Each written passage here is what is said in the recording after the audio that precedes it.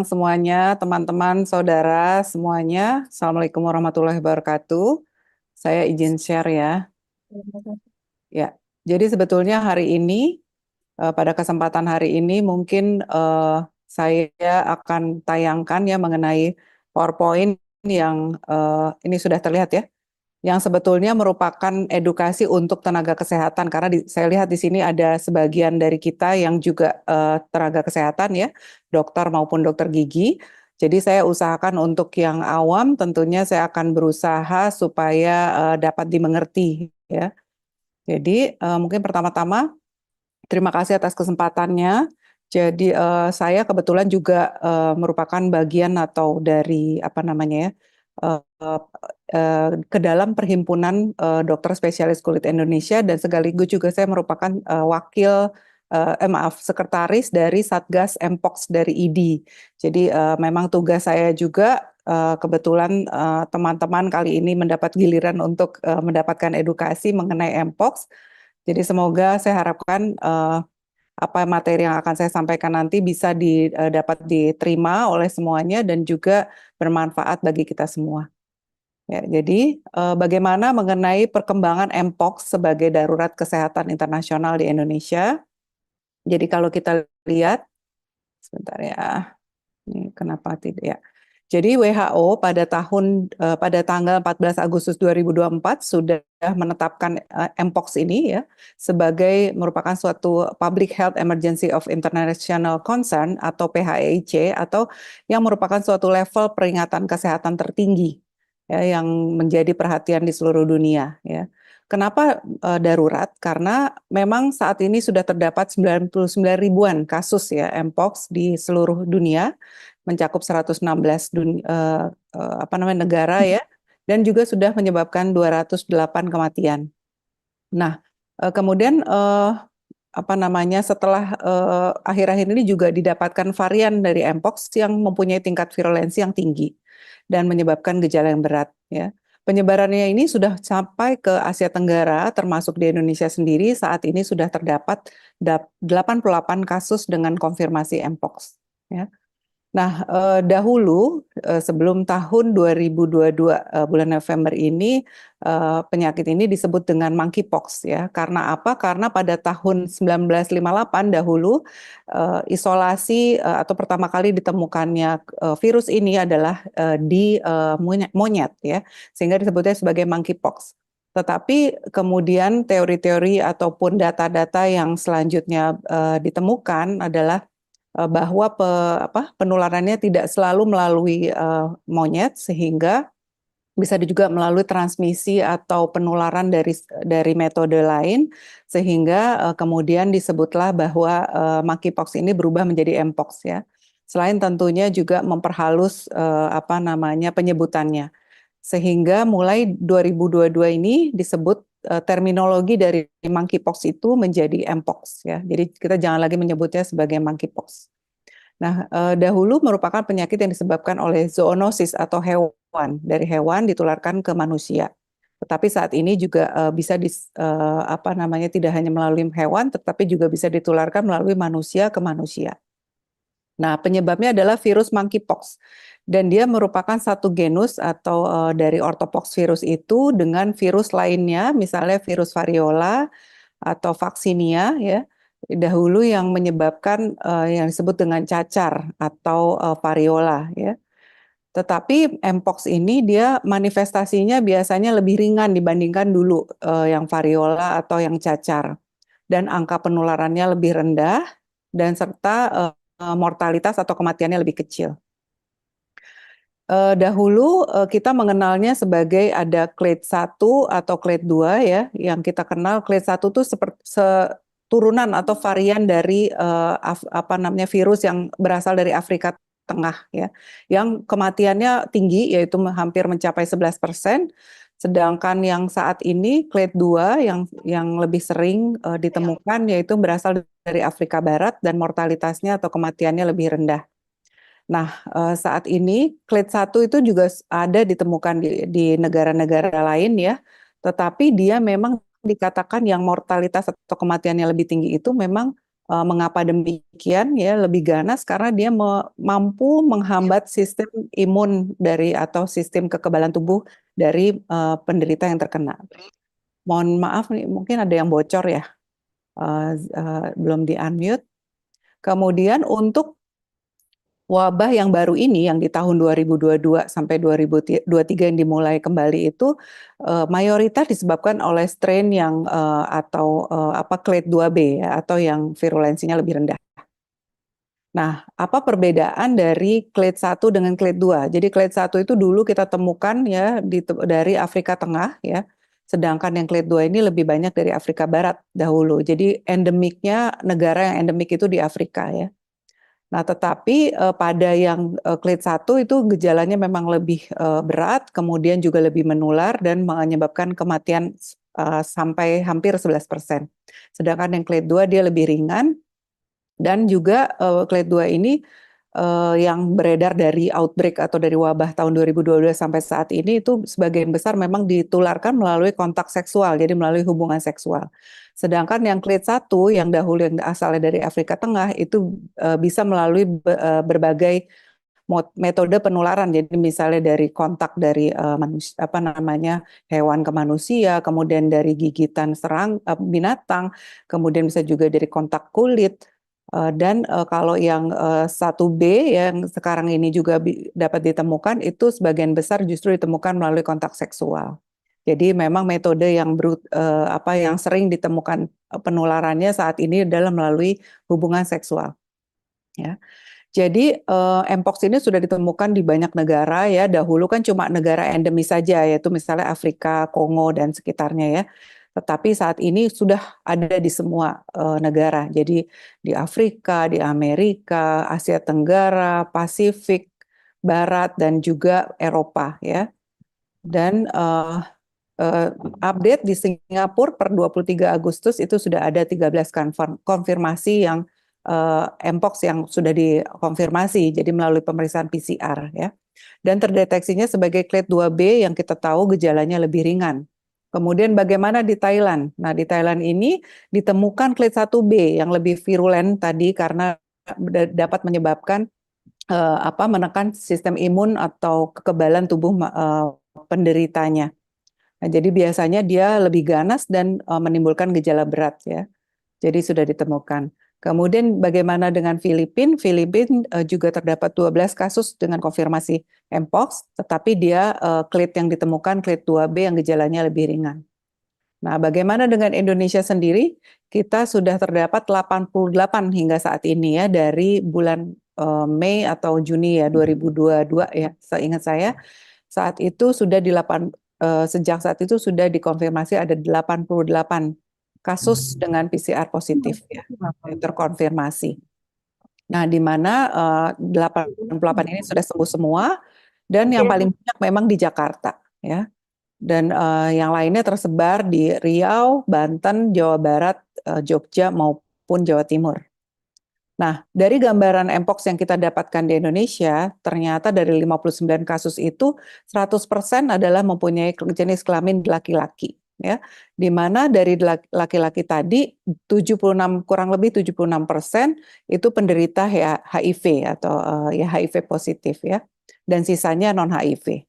Kemudian ternyata kelompok usianya yang tertinggi mayoritas adalah 30 sampai 39 tahun. Kemudian diikuti oleh 25 tahun sampai 29 tahun. Jadi usia produktif ya. Dan di mana dari orientasi seksualnya kita temukan sebagian besar 76% itu adalah yang lelaki berhubungan seksual dengan laki-laki. Jadi bisa dikatakan gay ya, tetapi yang lelaki berhubungan seksual dengan laki-laki. Sementara 15% kemudian berikutnya adalah biseksual, jadi bisa berhubungan dengan laki-laki maupun dengan perempuan. Dan yang sisanya adalah heteroseksual dan atau tidak diketahui. Nah, bagaimana mengenai gejala klinis? Jadi gejala klinis paling sering ditemukan penderita ini adalah mengalami demam, ya, kemudian terdapat ruam kulit dan juga pembesaran kelenjar getah bening. Nah, untuk lesi kulitnya, jadi ditemukan paling banyak adalah di daerah wajah, kemudian yang diikuti oleh daerah-daerah lain. Bagaimana dengan gambaran lesinya? Kita bisa lihat di sini sebelah kiri ya, paling kiri kita bisa lihat ada vesikel atau ada lesi kulit berupa berisi cairan berwarna jernih. Di sini kita sebut dengan vesikel. Kemudian yang di tengah adalah pustul. Jadi berisi cairan nanah ya di dalamnya. Kemudian ada lesi nekrotik. Jadi di tengahnya kita lihat bisa seperti keropeng berwarna hitam dan juga papul atau seperti bintil saja ya. Jadi berbagai macam ini bentuk dari atau gambaran klinis dari lesi kulit seseorang penderita mpox ya. Nah, bagaimana mengenai penularannya? Jadi penularannya dahulu kita ketahui bisa melalui inang atau perantaranya, yaitu dari tupai, tikus ataupun monyet yang dapat menularkan ke manusia melalui atau zoonotik namanya dari hewan ke manusia melalui gigitan binatang tadi ataupun cakaran ya seperti itu ataupun dahulu ya melalui makan apa namanya daging dari hewan tadi yang tidak matang misalnya. Kemudian dari manusia tadi bisa juga ditularkan melalui manusia lain melalui kontak erat ya melalui kulit yang ada lesinya tadi atau melalui pernafasan ya. Nah, kemudian pada saat ini yang paling kanan mungkin kita bisa lihat akhir-akhir ini justru wabah 2022 ini justru kita lihat malah lebih banyak melalui manusia dari manusia ke manusia ya. Nah, jadi secara garis besar kita lihat bahwa penularannya melalui saluran nafas. Yang pertama jadi dari aerosol, jadi dari cipratan misalnya ludah ataupun nafas dari orang penderita monkeypox kemudian terhirup atau terkena dengan kita, saluran pernafasan kita itu nanti akan dibawa kemudian bereplikasi atau berkembang biak di dalam kelenjar getah bening kita. Ya, kemudian bisa juga dari kontak kulit yang di mana ada lesi kulit tadi yang kemudian berkontak dengan kulit kita yang kebetulan memang ada mikrotrauma atau ada yang tidak intak atau ada luka yang tidak bisa dilihat dari kasat mata ya. Kemudian yang ketiga tentunya dari transmisi seksual atau dari hubungan atau kontak seksual dengan penderita. Nah, bagaimana kita lihat manifestasi klinis? Jadi kita lihat biasanya sebelum dari timbulnya gejala lesi kulit, kita bisa lihat ada gejala prodromal atau gejala sistemik berupa misalnya sakit kepala, kemudian nyeri tenggorokan, demam dan lain sebagainya. Dan biasanya masa inkubasi dari saat dia terkena atau terinfeksi, kemudian sampai menimbulkan gejala biasanya antara 6 hari sampai 13 hari. Jadi kita boleh sebut 1 sampai 2 minggu. Ya. Nah, gejalanya mirip dengan cacar air atau yang kita sebut dengan varicella, tetapi yang biasa kita temukan ya cacar air, tetapi memang terdapat yang sering ditemukan pada mpox ini adalah pembesaran kelenjar getah bening. Ya. Bagaimana saya coba ambil di sini 3 gejala tersering ya. Jadi yang bisa kita saling salah ya diagnosis. Jadi karena mirip-mirip gejalanya. Jadi pada mpox, pada cacar air atau chickenpox atau varicella ataupun satu lagi pada campak ya atau measles atau morbili ya. Jadi biasanya semuanya ada demam, tetapi pada campak demamnya lebih tinggi. Kemudian pada mpox maupun cacar air itu terdapat bermacam-macam lesi yang terdapat pada berbagai fase ya pada satu saat. Kemudian kalau pada measles atau morbili itu biasanya dia tidak berupa tadi ada vesikel atau berisi lenting dan lain sebagainya, tetapi dia hanya berupa warnanya saja yang merah ataupun papul atau kita bintil merah. Kita lihatnya seperti itu yang padat ya. Nah, kemudian kalau mpox ini gejalanya lambat ya, lambat bisa 3 sampai 4 minggu atau sampai 1 bulan ya, baru krustasi atau jadi keropeng, tetapi atau sembuh lah ya. Tapi kalau yang cacar air tuh dalam beberapa hari biasanya 1 minggu sampai 10 hari biasanya sudah sembuh. Kemudian untuk campak juga sekitar seminggu. Kemudian kalau pada mpox biasanya dominannya di badan, sedangkan kalau pada cacar air dominan lesinya ada di wajah, tapi kalau pada campak bisa di mana aja. Sedangkan pada mpox tadi ada terdapat pembesaran kelenjar getah bening, sedangkan pada varicella tidak ditemukan, kemudian lebih dominan gatal ya, dan juga pada campak kita bisa lihat nanti ada penampilan khasnya berupa koplik spot atau yang bintik putih ya. Dan kematiannya yang paling banyak memang mpox dibandingkan tadi pada varicella atau cacar air ataupun pada morbili ya. Kemudian oke. Nah, ini klinisnya ya, kalau pada mpox kita lihat nih bisa ada lesi nekrotik di sebelah kiri tadi keropeng ya. Kemudian bisa juga ada pustul di sini yang kita lihat sebagai lenting berisi pus ya atau nanah. Kemudian tengahnya seperti ada dele atau ada bintiknya di situ. Kemudian pada yang tengah ini cacar air ya, ini mungkin sering para dokter dan juga para teman semuanya sering menotifikasi ya, mungkin ada saudara atau bahkan anak dan yang lain-lain yang mengalami keluhan seperti ini. Jadi biasanya lenting berisi air yang di atas dasar yang merah ya. Nah, ini adalah yang campak atau measles atau morbili, ini yang tidak mempunyai lesi klinis berupa lenting. Jadi dia hanya berupa bercak merah maupun bintil merah. Ya. Dan bagaimana saat ini sudah bisa disinyalir ya bahwa terdapat penularan melalui infeksi menular seksual ya. Jadi artinya melalui hubungan seksual pada wabah yang baru ini yang dari 2022. Mengapa ya bila dibandingkan dengan bentuk yang klasik yang kita ketahui sudah ada pada tahun 70 ya, dulu pernah terjadi wabah dari tahun 70. Nah, itu agak berbeda karena yang dulu kita bisa lihat mengenai umur anak-anak maupun dewasa. Tetapi saat ini lebih banyak pada kelompok usia yang 31 sampai 40 tahun dan juga sudah menyebar ke negara-negara yang tidak endemik lagi. Jadi misalnya dulu kan endemiknya di Afrika. Nah, sekarang di Eropa, di Australia, di mana-mana sudah ada. Kemudian juga menyerang lelaki yang berhubungan seksual dengan laki-laki. Dan juga biasanya ditularkan melalui hubungan seksual tanpa kondom dan juga dengan pasangan yang multiple atau banyak ya. Jadi partner seksnya itu banyak. Dan dulu tidak ditemukan pada daerah-daerah yang genital, tetapi saat ini ditemukan banyak pada lesinya di daerah genital. Jadi misalnya di anus, di penis dan lain sebagainya.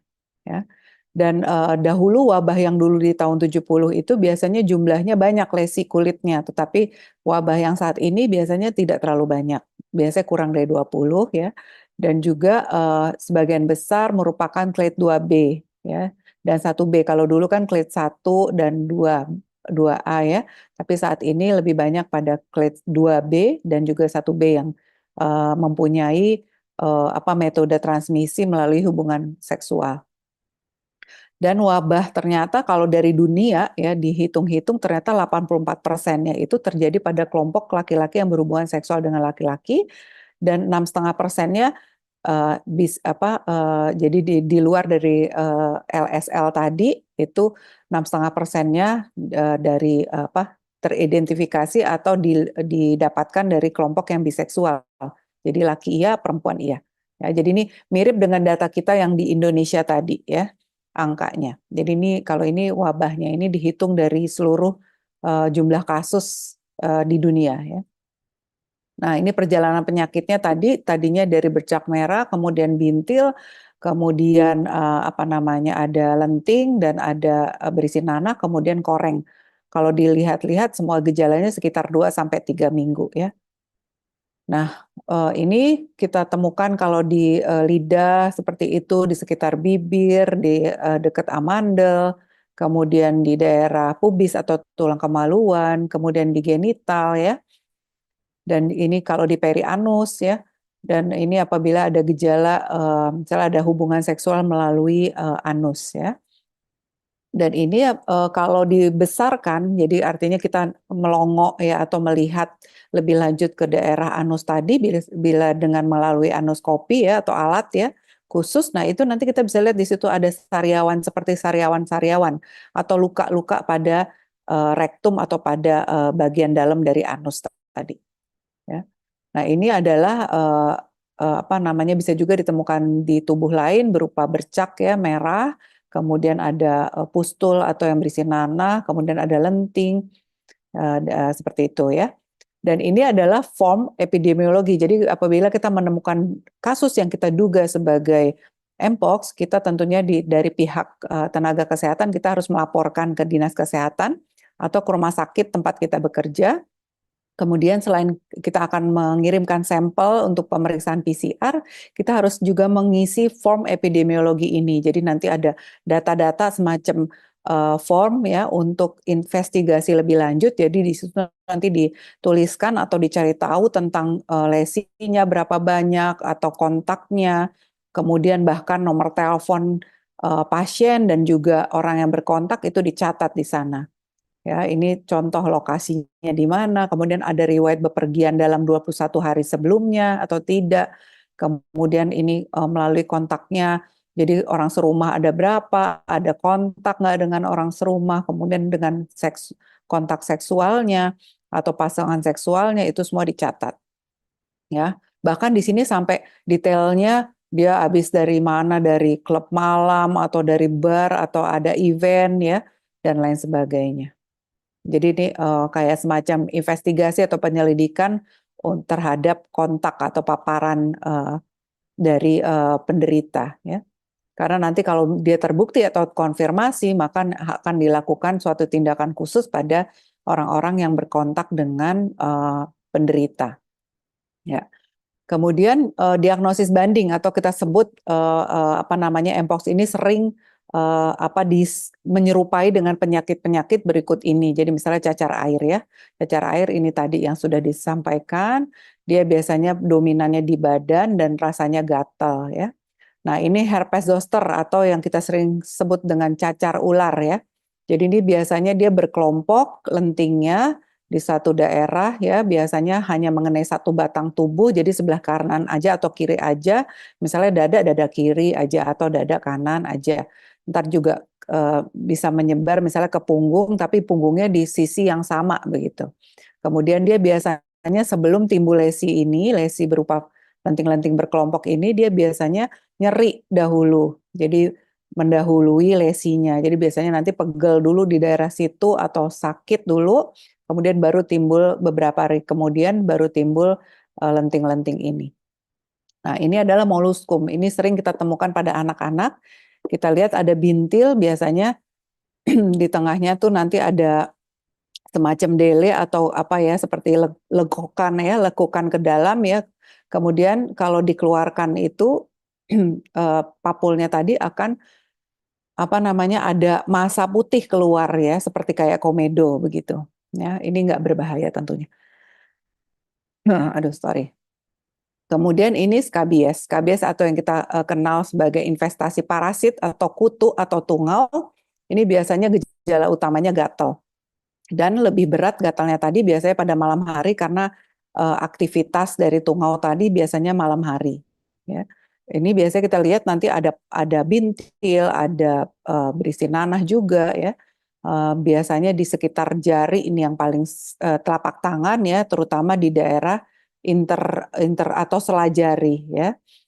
Dan gatal sekali dan juga biasanya mengenai atau melibatkan orang-orang yang mempunyai apa namanya kelompok komunal misalnya di pesantren atau orang di lingkungan padat ya atau juga di keluarganya misalnya ada yang satu kena biasanya yang lainnya ini sangat menularnya sangat cepat dan ini sifilis ya jadi merupakan penyakit menular seksual. Ini ditularkan biasanya melalui hubungan seksual ataupun melalui transfusi ya. Dan biasanya ini nggak ada gejalanya sama sekali ya. Biasanya dia nggak nyeri atau apapun, bisa ditemukan di mulut berupa sariawan atau bercak putih seperti ini. Kemudian di telapak tangan dan telapak kaki ya. Ini bisa kita temukan ada lesi-lesi warnanya merah seperti ini ya, bercak merah atau bersisik ya. Dan ini juga bisa ditemukan pembesaran kelenjar getah bening. Ya. Dan bisa juga kita lihat ya kalau ada lesi di sekitar genitalnya itu bisa menyerupai juga gejala infeksi menular seksual lain, misalnya contoh sifilis, tapi kalau pada sifilis dia ulkus atau si lukanya ini tidak sakit ya, tetapi pada mpox maupun yang ulkus penyebab bakteri lainnya itu sakit biasanya, nyeri ya. Lalu bagaimana komplikasinya? Jadi walaupun kelihatannya remeh ya lesi kulitnya, tetapi ini juga bisa menimbulkan komplikasi yang lebih berat ya. Jadi intinya kalau dia lukanya tadi dimasuki kuman atau bakteri dari permukaan kulit atau daerah sekitarnya, itu bisa menimbulkan nantinya menjadi selulitis atau infeksi kulit karena bakteri yang lebih dalam. Jadi itu juga sehingga bisa dirawat ya. Dan juga abses bisa seperti itu. Ini sering terjadi. Kemudian bisa juga kalau kena mata, nah apalagi kalau kena korneanya itu bisa terjadi keratitis. Nantinya kalau keratitisnya mengenai tepat di tengah-tengah dari mata tadi ya, dari korneanya itu bisa jadi menimbulkan resiko kebutaan. Ya. Kemudian kalau dia terkena genitalnya, nah itu terutama pada laki-laki dia bisa menyebabkan udem atau bengkak sehingga kemudian terjadi gangguan berkemih. Jadi dia sulit pipisnya ya, buang air kecilnya. Dan pada sebagian kasus juga pernah dilaporkan ada terdapat keluhan neurologi atau terjadi misalnya kejang dari kepala dan lain-lain atau disebut dengan tolong di mute ya. Ya, ya. Jadi untuk gejalanya kita sebut dengan ensefalitis ya. Itu biasanya kalau terjadi gejala pada otak yaitu peradangan pada otak atau infeksinya ke otak itu bisa menimbulkan kematian ya. Nah, kemudian bagaimana cara penegakan diagnosis? Kita bisa lakukan pemeriksaan klinis melalui secara kasat mata maupun melalui bantuan dermoskopi. Jadi seperti kaca pembesar kalau pada spesialis kulit tuh biasanya dia juga bisa menggunakan dermoskopi. Jadi seperti kaca pembesar seperti itu dan ini akan lesinya nanti berbentuk seperti ini ya. Kemudian pemeriksaan penunjang yang wajib dilakukan apabila ada penderita yang kita duga sebagai mpox, maka harus dilakukan pemeriksaan PCR ya, yang merupakan gold standard atau standar baku ya yang diperiksa karena sensitivitasnya itu sangat baik, terutama dari lesi yang diambil dari kulit ya. Jadi misalnya tadi ada kropengnya atau ada lentingnya itu kita ambil dari sana. Kemudian metode-metode lain itu tidak sesensitif seperti dari cairan atau dari lesi kulit ya. Jadi bisa juga dari liurnya, dari darah, maupun kalau ada keluhan di orofaring misalnya atau karena akibat oral seks, misalnya itu juga boleh dilakukan swab atau apusan dari faring ataupun satu lagi apusan dari rektum atau dari anusnya. Nah, berikut adalah pemeriksaan serologi ini apabila pemeriksaan penunjang dari PCR tadi tidak konklusif atau tidak bisa disimpulkan. Jadi kita boleh melakukan pemeriksaan serologi ya. Tapi hasilnya tentu agak lebih lama dibandingkan PCR. Nah, pengambilan sampelnya biasanya kita ambil dari minimal 2 lesi yang sama. Jadi kalau ada lesi yang berupa tadi lenting, itu kita ambil dari 2 lesi yang lokasinya berbeda ya. Jadi supaya bisa mewakili atau lebih sensitif. Jadi semakin banyak lesi yang kita ambil tentunya semakin bisa mewakili atau kepositifannya lebih tinggi ya. Nah, ini misalnya contoh dari lenting ya yang kita ambil, lenting berisi cairan tadi kita ambil atapnya, kita gunting atau kita sayat ya atap lesinya. Kemudian nanti kita masukkan satu ke dalam tabung VTM ya yang berisi cairan transport medianya ya, kemudian atau yang berisi PBS, dan satu lagi kita swab dasar atau kita hapus dasar dari lesi vesikel atau lenting tadi. Kemudian kalau dia ada krusta juga kita ambil lagi yang morfologi lesinya berbeda. Jadi kita ambil juga krustanya, kita copotin krustanya, kita taruh ke dalam tabung yang mengandung media virus tadi, transport virusnya. Atau VTM yang terkenal dengan nama VTM. Nah, bagaimana dengan tata laksana atau manajemennya? Jadi kalau kita misalnya menduga seseorang pasien dengan gejala-gejala misalnya ada demam, kemudian ada pembesaran kelenjar getah bening dan ada rash atau ruam kulitnya tadi, nah kita boleh nilai dulu. Ini ciri khasnya khas nggak? Apa ciri ruamnya tadi apa namanya menyerupai atau suspek ke mpox nggak ya? Kalau iya, kita boleh lakukan apa namanya identifikasi keparahannya. Kalau dia ringan, oke, kita isolasi, kita lakukan isolasi mandiri ya. Jadi kalau terutama kalau misalnya lesinya kurang dari 25 buah hitungannya ya. Jadi ada lesi kulitnya nggak lebih dari 25, kemudian nggak ada komplikasi ya. Jadi nggak ada tadi gejala-gejala selulitis atau ada ensefalitis atau radang otak, misalnya nggak ada kejang atau lain sebagainya ya. Kemudian juga kita pantau di sana, isolasi mandiri di rumah boleh, tetapi harus diyakinkan di rumah itu dia ada kamar sendiri ya. Kemudian dia tetap diberikan obat-obatan simptomatis, jadi misalnya kalau ada demam kita kasih anti demam, ya kalau ada infeksi bakteri kita kasih antibiotik misalnya dan lain sebagainya. Atau makanan minum seperti biasa dan tidak boleh bercampur misalnya pakaiannya atau alat mandinya ataupun alat makannya. Nah, apabila misalnya ternyata dia memenuhi kriteria dia berat, jadi ada nggak bisa makan, bahkan misalnya nggak sadar, kemudian dehidrasi, kemudian ada komplikasi, kemudian atau orangnya pada anak-anak atau ibu hamil atau HIV misalnya, nah itu lebih baik atau tadi lesinya berat ya, jadi lebih dari 100 atau 250 lesi, nah itu kita boleh lakukan isolasi terpusat di rumah sakit ya. Dan pengobatannya selain simptomatik juga terapi suportif, misalnya ada infus dan lain sebagainya. Dan pada keadaan-keadaan tertentu yang berat tentunya bisa dipertimbangkan pemberian antivirus intravena ya, tetapi ini limited. Jadi kita biasanya harus melapor ke Kemenkes dulu baru diberikan antivirusnya, misalnya tecovirimat ya. Dan jangan lupa untuk kita bisa sebagai apa namanya pencatatan dan penyelidikan epidemiologi, tentunya kita harus lakukan konfirmasi diagnosisnya melalui tadi PCR ya.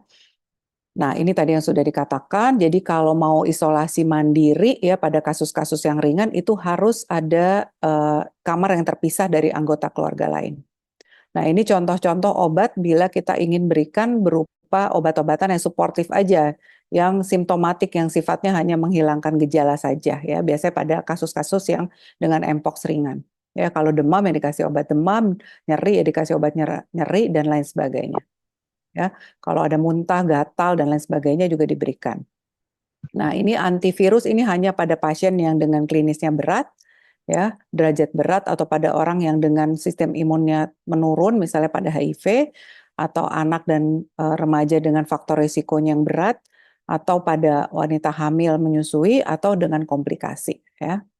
Nah, ini bagaimana cara kerjanya dari antivirus? Tentunya dia akan menyebabkan apa ya, penghambatan dari replikasi atau apa berkembang biaknya virus. Jadi ada first line atau obat pilihannya adalah tecovirimat, kemudian yang dapat diberikan juga sidofovir ya.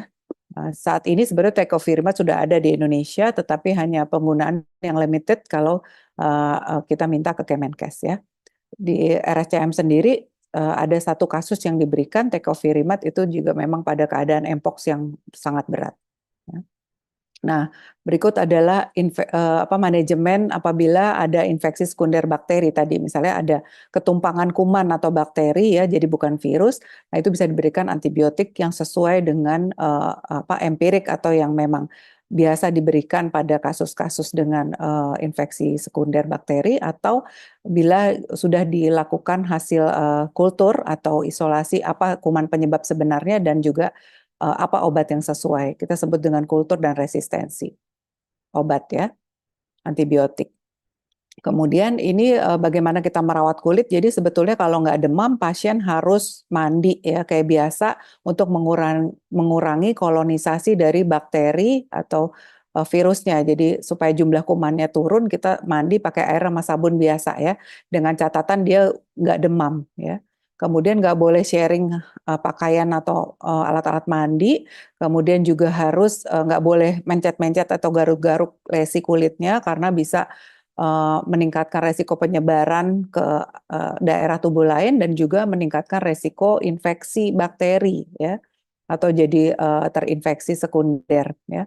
Kemudian juga untuk tenaga kesehatan yang merawat itu harus menggunakan APD, sama dengan dokter atau tenaga kesehatan yang juga merawat pasien juga harus menggunakan APD. Jadi biasanya gunakan masker, kemudian gaun ya, kemudian sarung tangan itu yang wajib ya.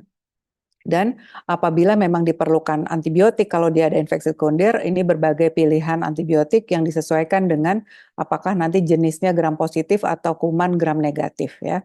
Dan bisa juga dilakukan kompres untuk kropeng-kropengnya supaya mudah copot ya, tapi nggak boleh dipaksa atau nggak boleh dikorek-korek tentunya, jadi dibantu dengan kompres. Dan juga kalau kering ya boleh diberikan moisturizer ya. Nah, bagaimana cara kita mencegah? Tentunya setiap berkontak atau sebelum berkontak, sesudah berkontak, kita tetap harus melakukan perilaku hidup bersih dan sehat. Misalnya cuci tangan yang baik, ya, yang betul setelah kontak dengan hewan atau manusia yang terinfeksi. Kemudian gunakan alat pelindung diri ya saat merawat pasien atau berkontak dengan pasien. Kemudian hindari kontak kalau misalnya di daerahnya ada yang diduga ada reservoir virusnya, jadi misalnya binatang yang sakit ya, misalnya ataupun yang lainnya. Nah, kemudian dilakukan edukasi atau mengeducate atau penyuluhan ya kepada kita harus mengisolasi pasien yang sakit. Jadi pasien yang sakit harus kita berikan pengertian ya bahwa ini bisa menyebarkan apabila ada kontak erat ya dengan penderita dengan orang rumah ataupun yang lainnya. Jadi kita harus isolasi pasien yang sakit. Kemudian kalau bisa abstinen, jangan melakukan hubungan seksual juga pada saat terkena atau menderita mpox, tetapi bila terpaksa ya harus menggunakan pengaman dan juga tidak boleh berganti-ganti pasangan seks ataupun ya satu aja supaya nggak penyebarannya makin banyak ya makin meluas. Kemudian bisa juga dilakukan vaksinasi ya pada kelompok yang rentan. Jadi utamanya adalah LSL atau lelaki yang berhubungan seksual dengan laki-laki atau HIV ya penderita HIV. Terus juga pada tenaga kesehatan yang mempunyai risiko tertular tinggi ya terhadap mpox ini.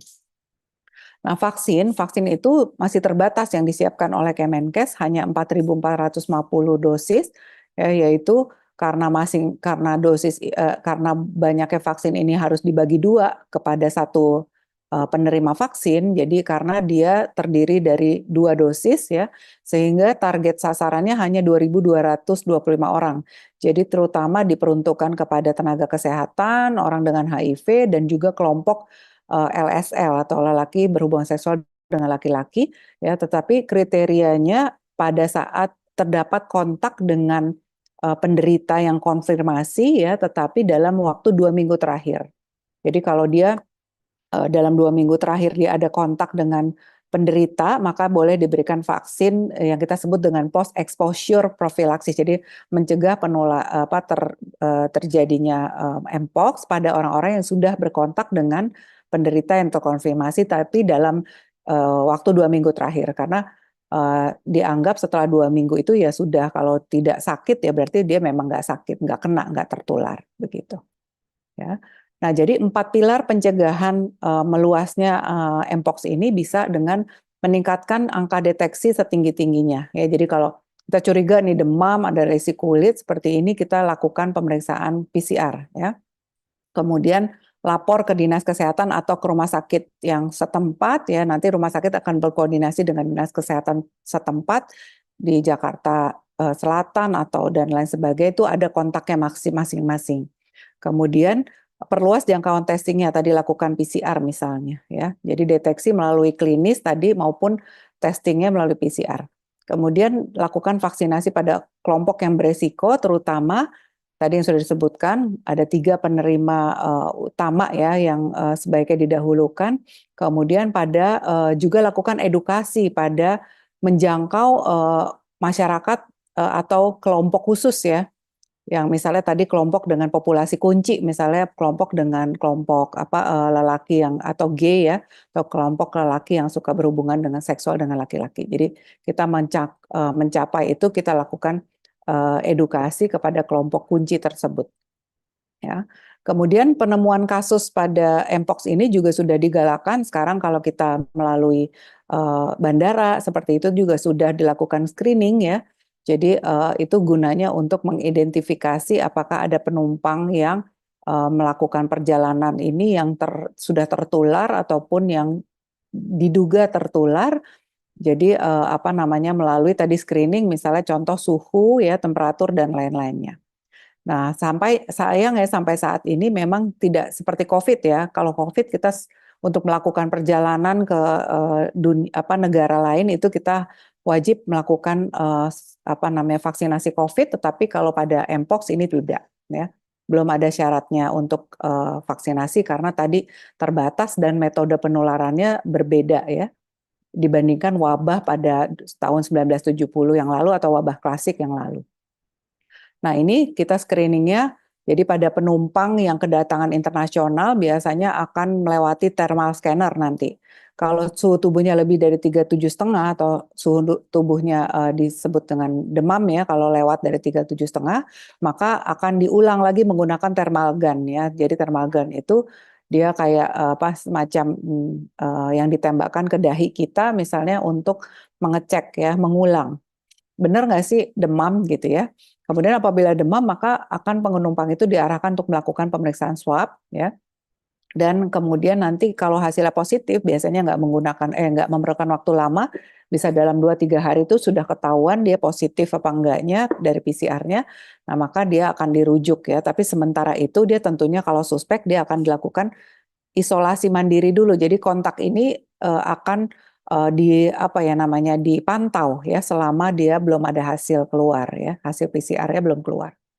Nah, jadi tadi adalah merupakan salah satu upaya pemerintah dalam pencegahan Mpox-nya sehingga ditingkatkan surveillance di pintu masuk negara yaitu dan wilayah misalnya bandara internasional dan lain sebagainya.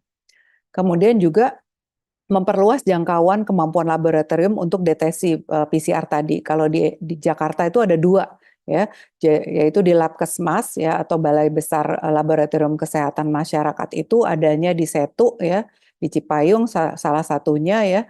Nah, itu yang biasa menjadi rujukan untuk rumah sakit di Jakarta untuk pemeriksaan PCR. Biasanya nanti sampelnya dikirim dari rumah sakit ke Labkesmas tadi. Kemudian meningkatkan whole genome sequencing untuk mendeteksi ini jenisnya clade-nya yang mana nih. Clade 2B kah, 1B kah? Ini karena terkait dengan nanti resiko terjadinya berat atau tidaknya. Ya, karena kalau 1B itu tentunya yang lebih virulen atau lebih ganas. Ya. Kemudian nanti juga persiapan obat-obatan dan pelaksanaan vaksinasi untuk kelompok resiko yang tinggi tadi, ya, yang ada 3 tadi.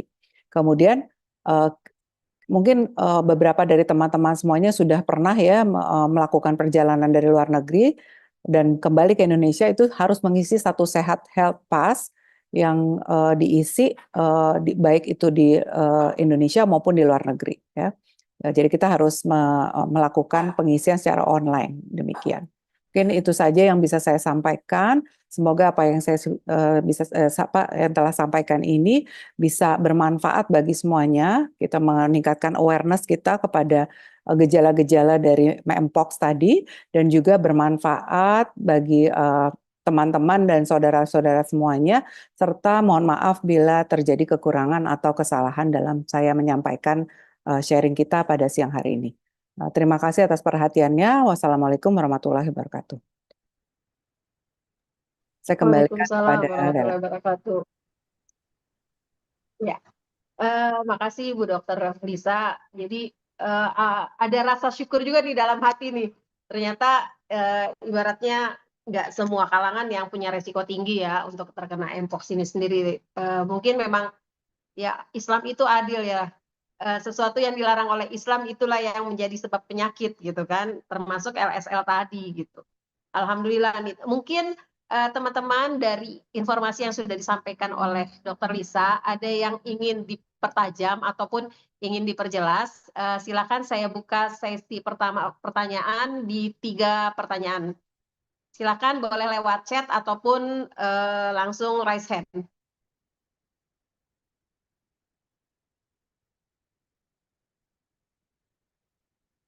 sambil kita nunggu pertanyaan ya dok, kalau masa inkubasinya virus ini sendiri berapa lama dok? Jadi kayak umpamanya dia terserang, kemudian muncul demam dan lain-lain, itu kira-kira berapa lama? Ya, ya. Sebenarnya kalau dia dari mulai dia tertular ya, terinfeksi sampai dia menimbulkan gejala tuh biasanya kita sebut dengan namanya inkubasi ya. Masa inkubasi sebetulnya bisa 6 hari sampai 13 hari ya. Tetapi intinya secara keseluruhan biasanya penyakit ini kalau dari awal mulai tertular sampai dia sembuh tuh bisa sampai 3 sampai 4 minggu gitu. Jadi cukup lama ya. Jadi 3 sampai sebulan. 4 minggu. Biasanya begitu. Ya. Oke, Bu Dokter Yanti ada yang mau ditanyakan Bu Dokter? Kalau Maroko masuk Afrika nggak dok? Iya, masuk Afrika ya, Maroko ya. Mm-mm. Wah, saya mau Jadi, berangkat ke Maroko deh. waduh. Tapi ya itu tadi ya, sekarang nggak cuma di Maroko sebetulnya. Jadi di semua aja sekarang, kalau dulu kan endemis ya di Afrika ya, daerah Afrika. Tapi sekarang kan udah di mana-mana semua ada ya. Bahkan iya di Indonesia sendiri udah banyak kasusnya, di Asia Tenggara, Australia, di Eropa, Amerika apalagi. Itu udah tersebar di mana-mana sekarang. Karena metode transmisi Ah, penularannya itu udah berbeda dibandingkan wabah yang lalu ya. Jadi sebagian besar memang melalui kontak seksual gitu. Tadi ada juga yang lewat jalur udara ya. Jadi kayak orang batuk ataupun bersin mungkin ada kemungkinan juga tertular dari situ. Jadi eh, kalau memang lagi interaksi dengan banyak orang akan lebih baik kalau kita pakai masker kali ya Iya, iya, bisa juga begitu pada ya saat kita memang. bepergian ya untuk mencegah. Ya. Oke, teman-teman ada yang ini mau nanya nggak ngerti atau takut atau gimana? Mudah-mudahan sih karena ngerti ya. Atau Mau tanya, jangan ya, silakan. mau tanya dok, kalau Ya, di lift itu bahaya Ya, nggak ya dok? Icut, oke. Iya, ya. Di lift ya. Di lift Ya. kalau kontaknya sebenarnya kan pertama kalau kita mau bilang ya, kontaknya tuh biasanya kontaknya erat yang pertama ya. Jadi melalui kontak kulit atau kontak aerosol ya. Memang biasanya membutuhkan waktu yang enggak. Jadi kalau cuman ya mungkin kalau di lift tuh berapa lama sih? Kayaknya nggak sampai semenit ya. Mm-mm. Ya, iya. ya kemungkinan tertularnya memang kecil Kalau ya. yang antri banyak Ya, itu kan, Siapa? kan kebanyakan ya. kalau di mall-mall itu kan antri lama gitu, orang keluar masuk gitu kan jadi lama. Ya, saya rasa sih kalau di lift mungkin kemungkinannya nggak terlalu besar ya, tetapi yang lebih besar Oh, mungkin kalau di pesawat justru, karena di pesawat kan ditertutup segitu aja ya, bisa 2 jam di dalam pesawat gitu ya, apalagi kalau sebelahnya ada lesi yang mencurigakan mpox gitu, terus batuk-batuk lagi, terus senggol-senggol kita lagi kena ke kulit kita ya mungkin ya bisa. Jadi bisa terjadi tuh. Tetapi memang utamanya ya tadi, selain hubungan seksual, memang ada sekian persen yang juga bisa ditularkan melalui tadi. Apalagi kalau kontak eratnya tadi orang serumah, ya itu lebih lebih besar lagi kemungkinannya. Jadi intinya sih kontaknya erat. Kalau di Karena kolam renang gimana tuh dok? orang menang juga bisa. Bisa Oh, kalau kita punya lesi kulit ya. Jadi bukan lesi kulit, artinya orang yang menderitanya tadi ada lesi kulitnya juga, terus udah gitu dia ada kitanya punya apa ya, luka tapi mikrotrauma yang nggak kelihatan gitu. Kalau kita memang lagi luka ya udah jangan berenang deh ya.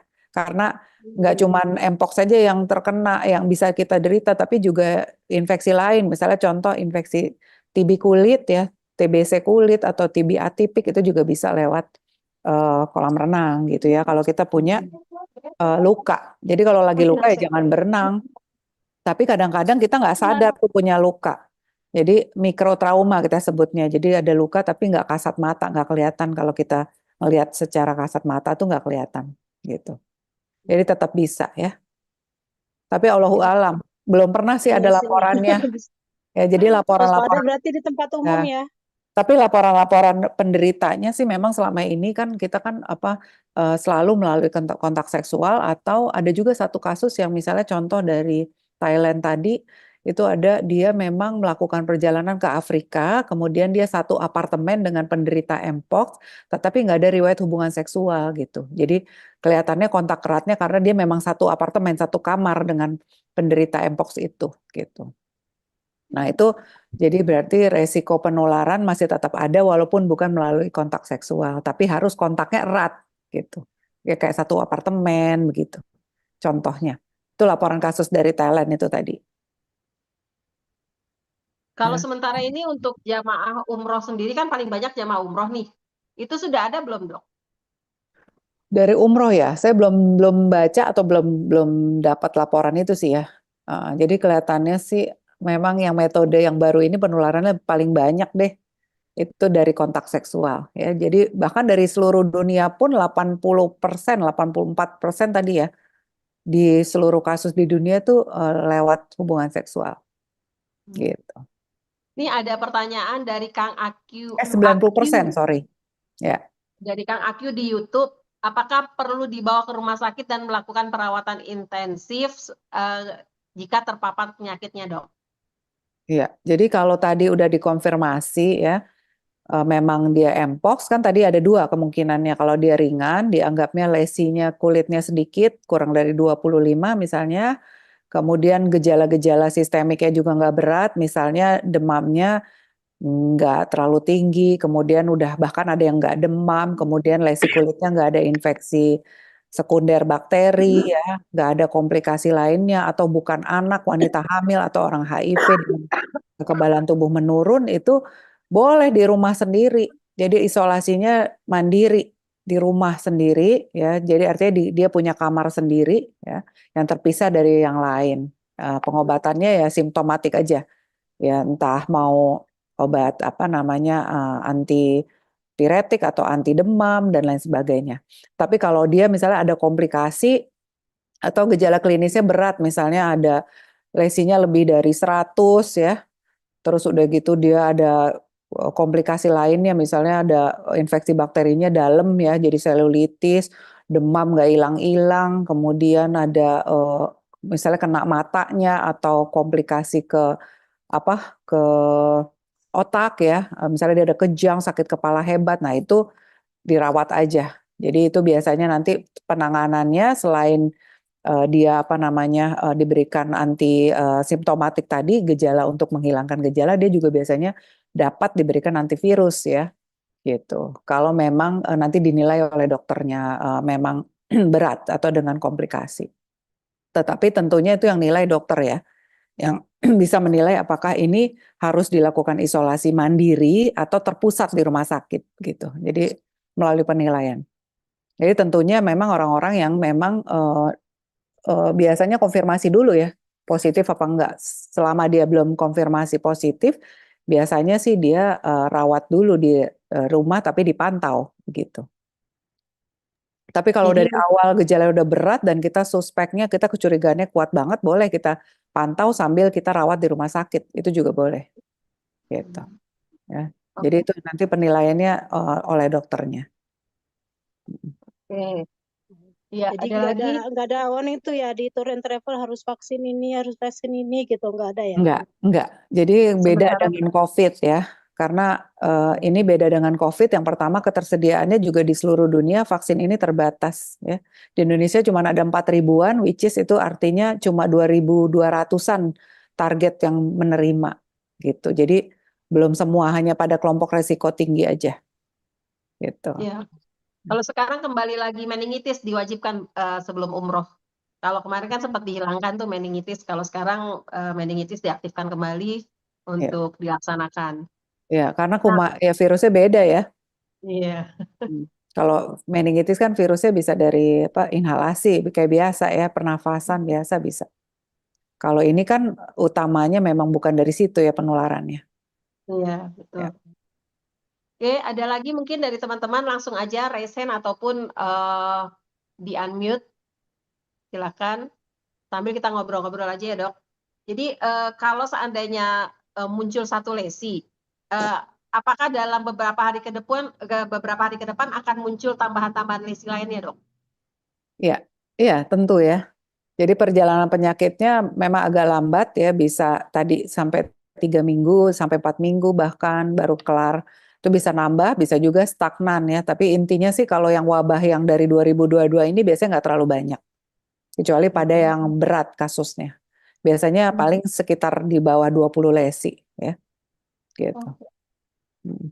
Terus biasanya kalau cacar air itu katanya kalau sudah mulai mengering itu justru yang penularannya tinggi.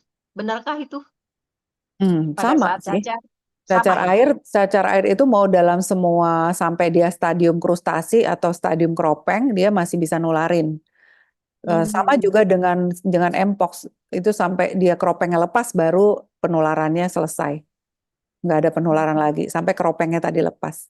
Kurang lebih sama ya, gitu.